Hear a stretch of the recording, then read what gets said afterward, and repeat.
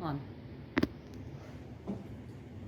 South Asian network की तरफ से हम आपको लिए चलते हैं एक और हंसने की तरफ जो हमारे हिस्ट्री में पढ़ाई है आप सबके लिए अपना एक कीमती वक्त निकाल कर ये अपनी रिसर्च करके आपके लिए लेकर आए हैं।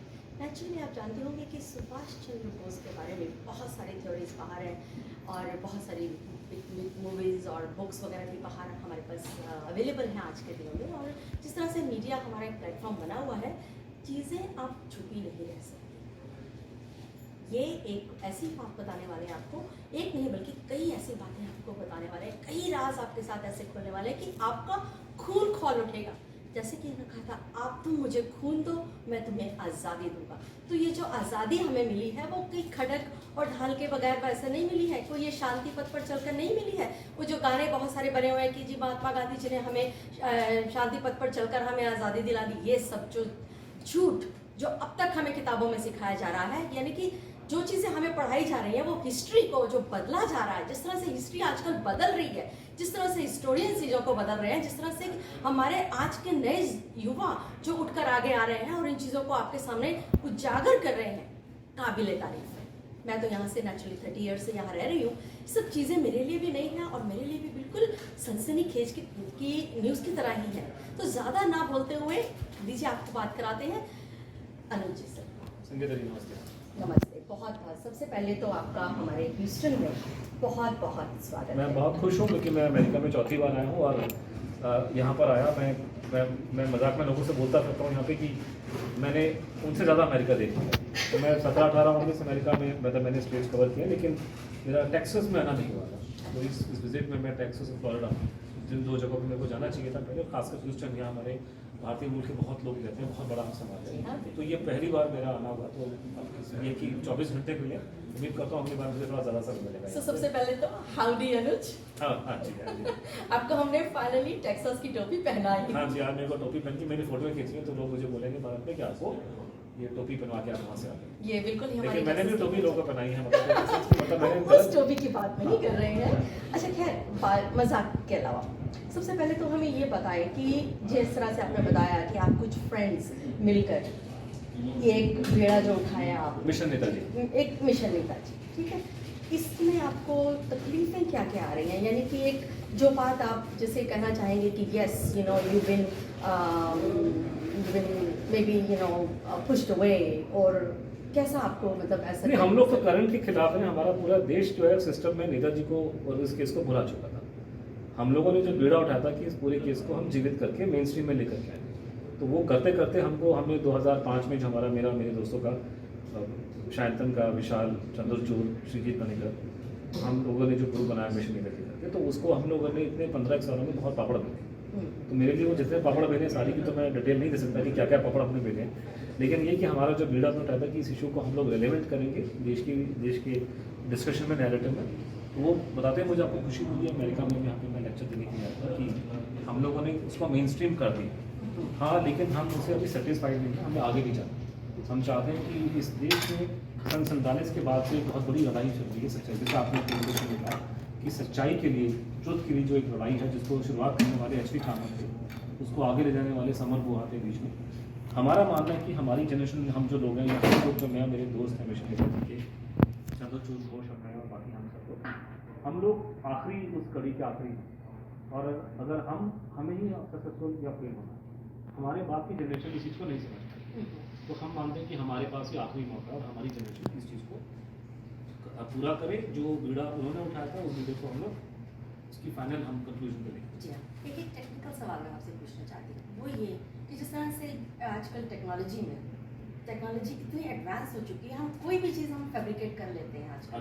तो ये जो डिटेल्स निकल कर आ रही हैं, ये जो सबूत निकल कर आ रहे हैं, कितना आपका मानना है कि किस हद तक ये फैब्रिकेटेड हो सकता है? फैब्रिकेट आप किसी कोई चीज़ आप मुझसे सवाल पूछिए, किस चीज़ की फैब्रिकेशन की? जिस तरह से कुछ लेटर्स हैं या गुमनामी बाबा के लेटर में सवाल ही पूछा जाता है कि क्या ये पॉसिबिलिटी है कि गुमनामी बाबा के लेटर फैब्रिकेटेड हो? जितने सरकारी एक्सपर्ट्स ने और प्राइवेट एक्सपर्ट ने, और उसमें कोई गिनती में 1, 2, 3, 4, 5, 6, 7 का नाम आता है, दोनों सरकारी और प्राइवेट एक्सपर्ट्स ने, इंक्लूडिंग अमेरिकन एक्सपर्ट ने, किसी ने भी ये नहीं बोला कि ये फैब्रिकेटेड है। और ये एक्सपर्ट्स हैं, उनका काम है फैब्रिकेशन को समझना। सिर्फ ये फ़र्क है कि सरकारी एक्सपर्ट ने बोल दिया कि हैंड राइटिंग नेताजी की नहीं है, सारे प्राइवेट एक्सपर्ट ने बोला। उसमें से एक प्राइवेट एक्सपर्ट जो था वो पहले सरकार में उन सबका बॉस था, उन सब ने बोला कि नेताजी की हैंड राइटिंग। ये फैब्रिकेशन का जो कहानी है, ये 2-3 लोगों ने इसमें कि जिनको ये इसकी समझ नहीं है, तो बैठ करके उलूल जुलूल बातें फ्लोट कर रहे हैं कि साहब ये तो फैब्रिकेटेड है और गवर्नमेंट ने प्लांट कर दिया पूरा केस। पुराने समय पर जाएंगे तो उसकी भी लिमिट होती है फैब्रिकेशन करके। केजी भी माना जाता है कि इस मामले में बहुत आगे है, नकली हैंड राइटिंग सैंपल प्लांट करने में। उन्होंने भी कभी 2-3 डायरियों से ऊपर प्लांट नहीं कर सके। बड़ा मुश्किल होता है प्लांट करना एक पूरी डायरी को, और वो भी एक्सपर्ट पकड़ लेते हैं। तो ऐसे बहुत केसेस है कि जहाँ पकड़ा गया, जैसे आपको मालूम है कि बड़ा केस हुआ था हिटलर की फैब्रिकेटेड डायरीज निकाली, पकड़ लिया एक्सपर्ट ने। यहाँ सबसे बड़ा एडवांटेज गुलामी बाबा केस में आ रहा है। गुलामी बाबा की हैंड राइटिंग सैंपल एक नहीं है, 2 नहीं है, हजारों हैंड राइटिंग सैंपल इंग्लिश में, हिंदी में और बांग्ला में, जिनको 30-35 साल या 20-25 साल के टाइम स्पैन में लिखा गया। तो साइंटिफिकली इम्पॉसिबल है कि कोई आदमी किसी और की हैंड राइटिंग में 2 भाषाओं में लिखे और बूढ़ा भी हो जाए उसी हैंड राइटिंग में। समझ गए। तो फैब्रिकेशन का सवाल है, बात आपकी, चलो आगे निकलते हैं। अभी नेक्स्ट चीज़ है कि जिस तरह से आपने एक अमेरिकन एक्सपर्ट को लेकर आए हैं और एक इंडियन हमारे पास एक्सपर्ट हैं जो हमारी गवर्नमेंट की रिपोर्ट के अकॉर्डिंग आए, तो बेसिकली आपने दोनों कंट्रीज के बीच में कॉन्फ्लिक्ट तैयार कर दिया कि आप कहते हैं कि अमेरिकन जो इंसान बोल रहा है वो सही बोल रहा है, और जो इंडिया में जो आपको रिपोर्ट मिली है वो आपको नहीं, कोई कॉन्फ्लिक्ट नहीं है। तो सच्चाई की, जब हमारे तो ऋग्वेद में लिखा कि सब जहाँ से भी अच्छाई आती है वहाँ से ले लीजिए। तो ये तो हम लोग हिस्ट्री की वो लड़ाई लड़ रहे हैं, ये मैं कोई लड़ाइयाँ नहीं कर रहा देशों के बीच में। एक्सपर्ट जो है हमारे पास में 2 रिपोर्टें हैं जो सरकारी रिपोर्ट है, वो नेगेटिव, और उसके अपोजिट में 3 रिपोर्टें हैं जो हमारे फेवर में, जो प्राइवेट रिपोर्ट है। उन प्राइवेट रिपोर्टों में से 2 रिपोर्ट भारत की एक्सपर्ट ने दी है और 1 रिपोर्ट अमेरिकन एक्सपर्ट। तो मेरे पास में 2 भारतीय रिपोर्ट एक्सपर्ट दी है, और उनमें से एक जो भारतीय एक्सपर्ट था वो सरकार का सबसे हाईएस्ट लेवल का एडिटिंग एक्सपर्ट था, रिटायरमेंट से।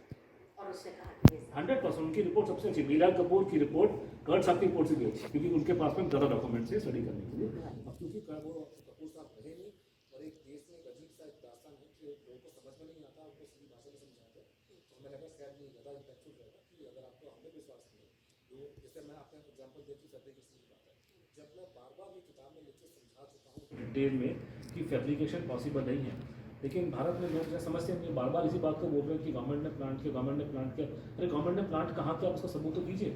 अपनी मनगढ़ंत कहानियों को आप पब्लिक को आप उसको सुना रहे हैं कि सच्चाई बताते हैं, तो सबूत दीजिए कि किसने प्लांट किया, कब प्लांट किया, क्या प्लांट किया, क्या एविडेंस है।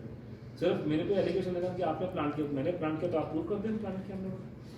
चलिए एक सवाल की तरफ और आगे बढ़ते हैं। जिस तरह से आपने बताया कि अभी इस वक्त दिल्ली की बहुत एक खास जगह पे इंडिया गेट के पास सबसे इम्पोर्टेंट जगह, सबसे इम्पोर्टेंट आपने बताया, सबसे इम्पोर्टेंट जो जगह है हिस्ट्री के हवाले से भी, और अगर आप उस नज़रिए से देखते हैं कि जो इम्पोर्टेंट चीज़ें जो आसपास बने हैं, जिस तरह से शहीदी दिवस के लिए और वो सब तैयारियां हो रही हैं, तो इस 15 अगस्त को अब कैसी पिक्चर हम इंडिया में तैयार हो रही है हमारे भारत में पिक्चर जो होगी थोड़ा सा कॉन्फ्लिक्ट होगा, क्योंकि जब मोदी जी ने ये अनाउंस किया था कि वो नेताजी की वहाँ पे प्रतिमा लगेगी वहाँ पे इंडिया गेट में, तो बहुत से लोगों ने, भारतीय लोगों ने, जो जिनका माइंडसेट जो है अभी भी 1942 में अटका हुआ उसका, और उन्होंने बहुत उल्टी सीधी बातें बोली उन लोगों ने, तो उस बात से देश का जो जनमानस है और वो तो बहुत खुश होगा मोदी जी करने वाला। ऑलरेडी मोदी जी वो ट्वीट कर चुके कि जनता ने बहुत अच्छा उत्साह दिखाया, तो पब्लिक खुश होगी। लेकिन कुछ लोग जिनका माइंडसेट अभी भी 1945 में फंसा हुआ है और जो अभी भी अंग्रेजों के निगाह से दुनिया को देखते हैं, उस बात से वो खुश तब भी नहीं थे, और अभी भी वो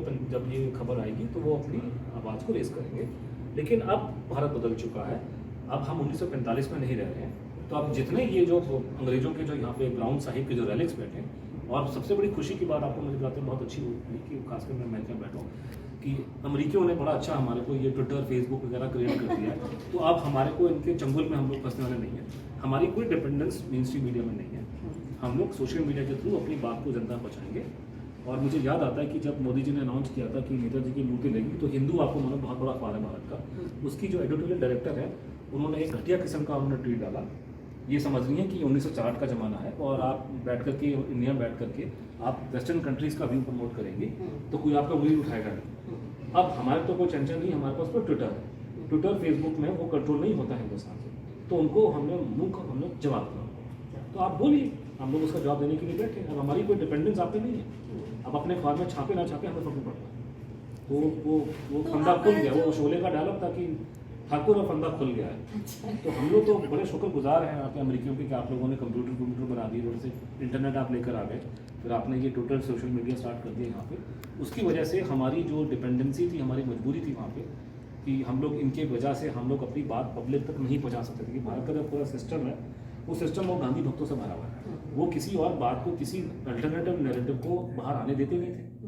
तो अब क्योंकि ये सारा का सारा मीडिया यहाँ अमेरिका से, जो वर्ल्ड की सबसे बड़ी सबसे मॉडर्न डेमोक्रेसी है, यहाँ से वो चल रही है, तो हम खुल के अपनी बात बोल रहे हैं। मैं खुद आके अमेरिका में, भारत में खुल के अपनी बात कर रहा हूँ। तो वो समय चेंज गया, लोगों को समझना पड़ेगा अब ये इंदिरा गांधी जी का जमाना नहीं है। नहीं, सही बात आपने कही कि अब वक्त बदल चुका है और लोग जा चुके हैं, और जो पूरा वर्ल्ड है वो प्रीटी मच एक सिंगल प्लेटफॉर्म पर आ चुका है because of the information, because of the जो रिसोर्सेज रिसोर्सेज जो आपके अमेरिकियों ने बनाए यहाँ पे, वो बिल्कुल। हमने नहीं बनाए।